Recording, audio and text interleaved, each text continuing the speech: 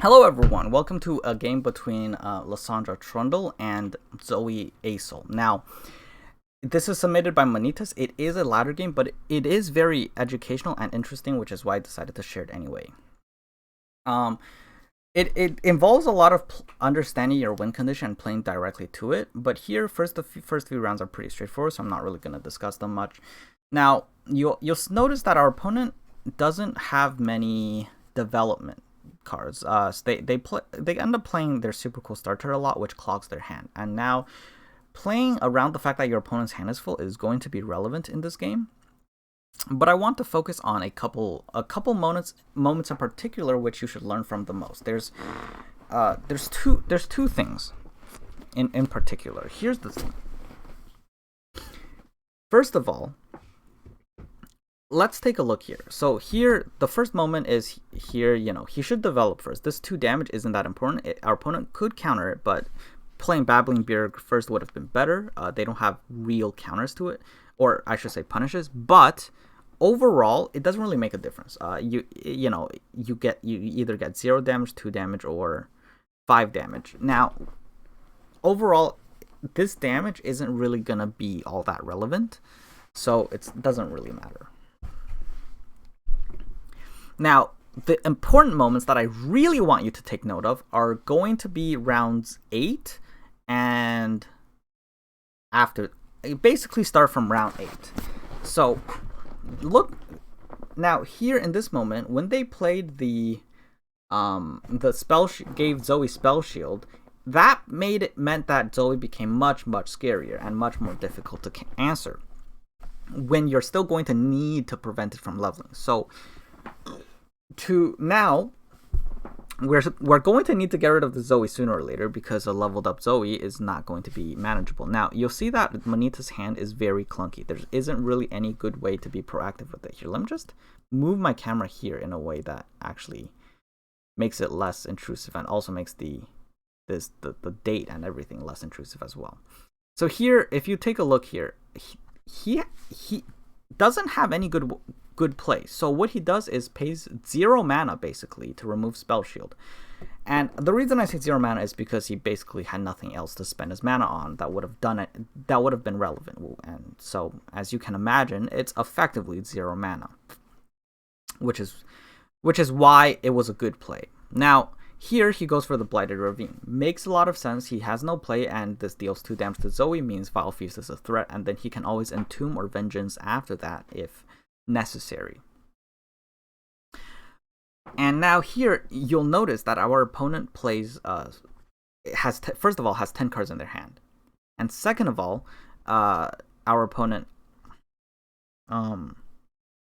plays Star Shaping, which means they still have 10 cards in their hand. Now, you might consider, should I Vile Feast the Zoe now? Now, let's say they can protect Zoe from the Vile Feast. Now, the main method of doing so would essentially be Sharp Sight. That's what we assume their answer to Vile Feast is.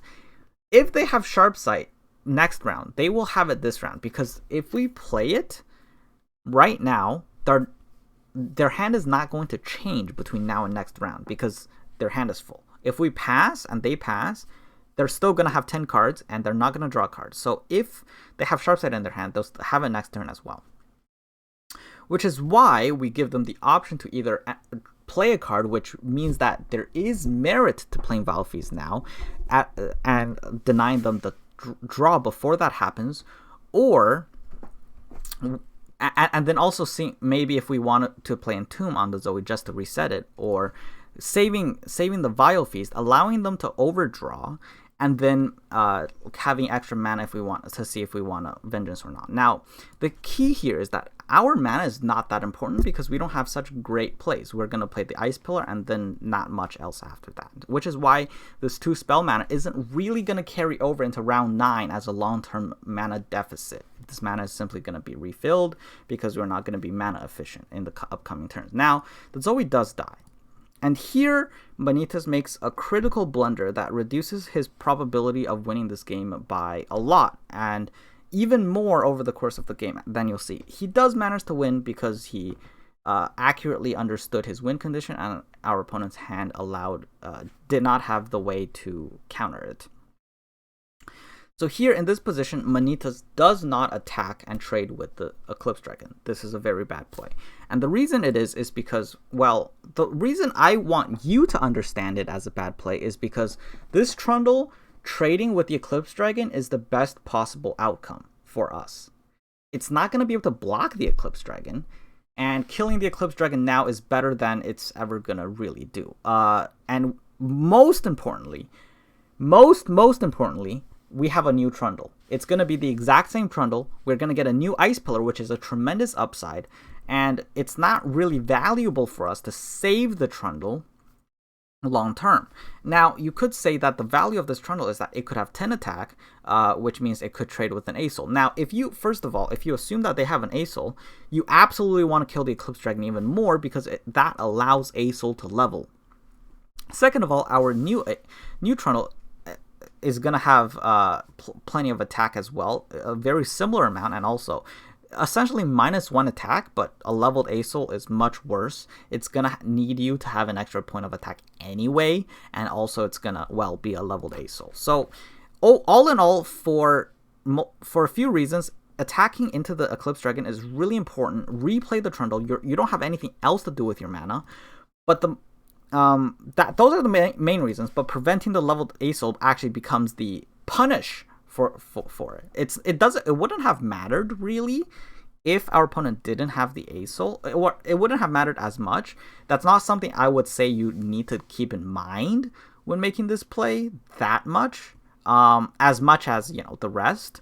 But it is a very critical point that you should keep in mind, and in fact did matter. Now, here he didn't block because we're going to revitalize and roar the Watcher, which means it's going to cost 0, and it's also going to heal us to full health whether we block or not. So now our opponent actually does have Acel, and it levels because we didn't make that attack, which makes this game much more difficult, as you will see.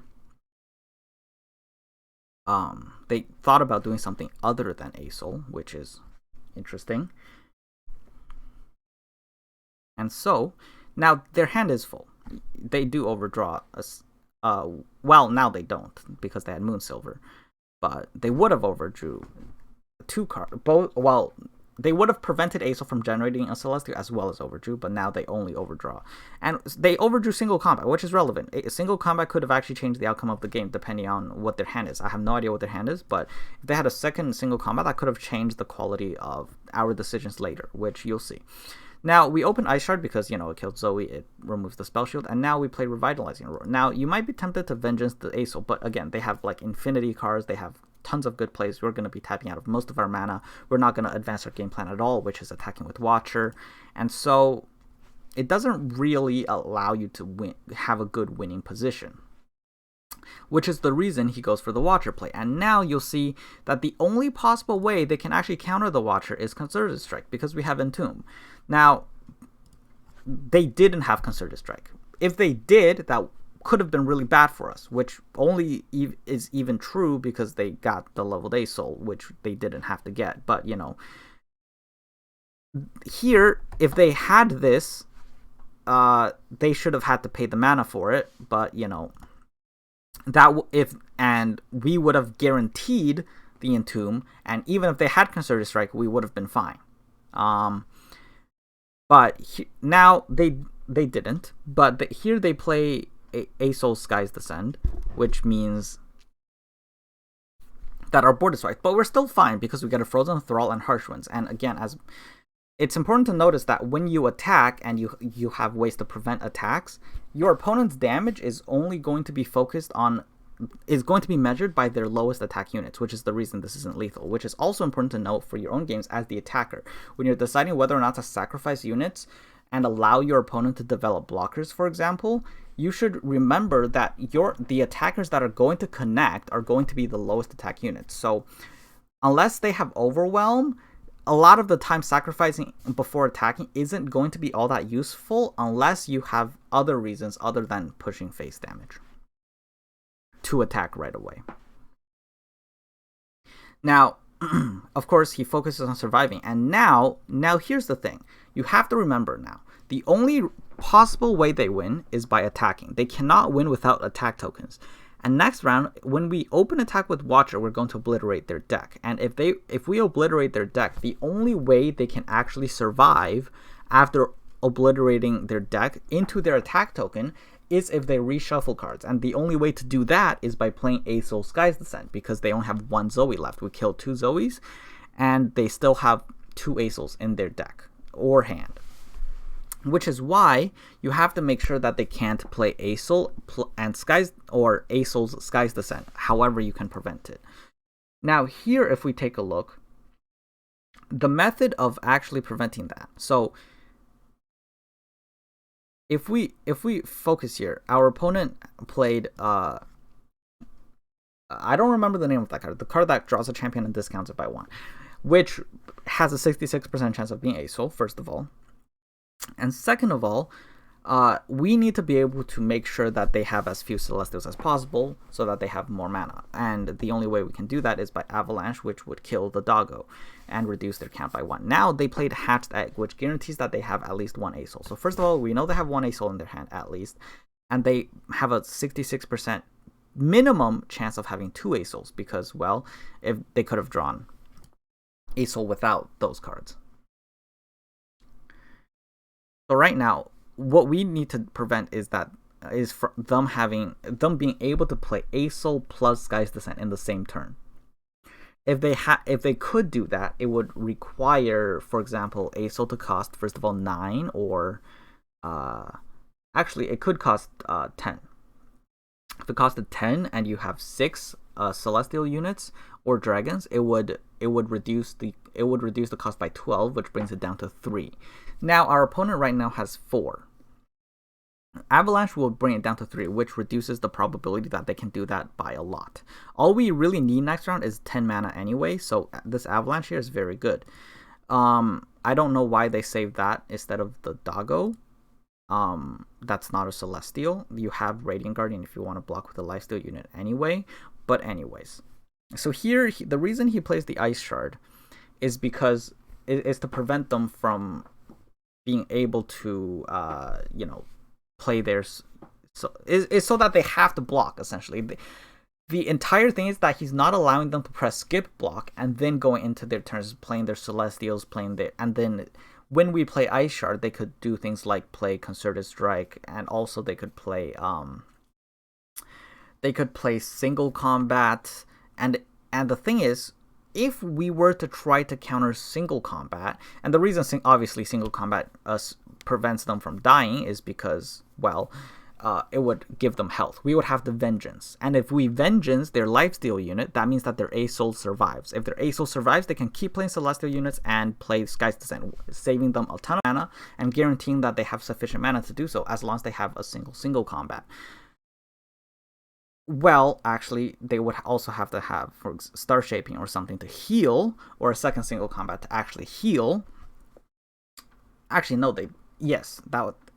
but that's not that unlikely. They have 2 Star Shapings left, single combat, Concerted Strike, and just to be clear, Concerted Strike no longer wins them the game. But if they were to have Concerted Strike at +1 single combat, they would be able to also play Aesol's Sky's Descent after that, because we wouldn't be able to Vengeance the when they single combat, we wouldn't be able to Vengeance the Aesol unless we still Vengeance the Aesol, but if they could just play a new Aesol and play their new units all the same. So basically, this was long-winded, but at the end of the day, my point is that saving this Ice Shard doesn't actually benefit us, and preventing them from taking the skip block option does. Now we do obliterate their deck, and here the entire point is obviously that we now Vengeance Aesol immediately, and which means that they have to have Aesol plus 3 Celestial units in their hand. Now the probability of that is not high. They've only invoked maybe 3 times, and there's a lot of Celestial spells in the game. So, well, not 3 times, but they should have 3 Celestials left. I didn't actually count, but at most they have 3, I'm pretty sure, and it's not gonna be It's not going to be 3 spells, at least.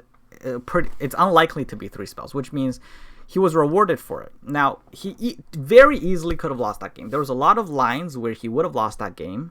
He played very precisely to the out. Now, of course, if we save the ice shards, they probably would have blocked anyway, to be clear. Skip blocking wasn't actually that good for them. So they would have blocked anyway. But the key is that he wanted to vengeance the Acel before giving them any actions, which was good. Now, here's the most important thing I want you to take away is understand your win condition and focus on your win condition. If you're behind in every aspect, you have to understand that you have to play to the way that wins the game. And Manittas focused on winning with the Watcher. That was the only way he won the game. And from there, if you're focused 100% on your own win condition, then ask, how does your opponent prevent it? And then prevent them from being able to prevent it. Now, that's a little wordy, but I'm sure it's obvious what I mean. It's very intuitive and understandable. And he did that. The only way they could have prevented his win condition, which was the Watcher, was by reshuffling champions, and the only way they could do that was with Acel. And so what he did was he prevented them from doing that by, as much as he could, by killing Celestials, vengeancing Acel on the stack immediately, so that they would have to play second Acel, 3 Celestial units, and Sky's Descent. Which Sky's Descent we knew they had. They had a high likelihood of having, but they did not have a high likelihood of having 3 Celestial units. Anyways, the key here is that that's the lesson you can learn from him here in this game, which you absolutely should. And the lesson I'm going to bring to the table, based on the analysis perspective, is that you absolutely should take the trade with the Eclipse Dragon. Because, first of all, your Trundle's not going to block any better than it's going to attack. And second of all, because it prevents the Acel from leveling. But third of all, it would have allowed you to actually play a second Trundle, which, first of all, allows you to spend your mana efficiently, and more importantly, gives you a second Ice Pillar, which is tremendous. So, I actually, now that I mention it, I did make a mistake. Your second Trundle, it doesn't have less attack? No, wait, it does. Okay, I didn't make a mistake. Never mind. So, those are the reasons that you should understand why attacking was good. Over the course of the game, we evidently see that attacking would have been good simply because they had a leveled Acel, obviously. But I want you to see it from a perspective that happens without needing hindsight. Thank you for watching. Have a good day. I hope this was informative, and trade your Trundles. Have a good day.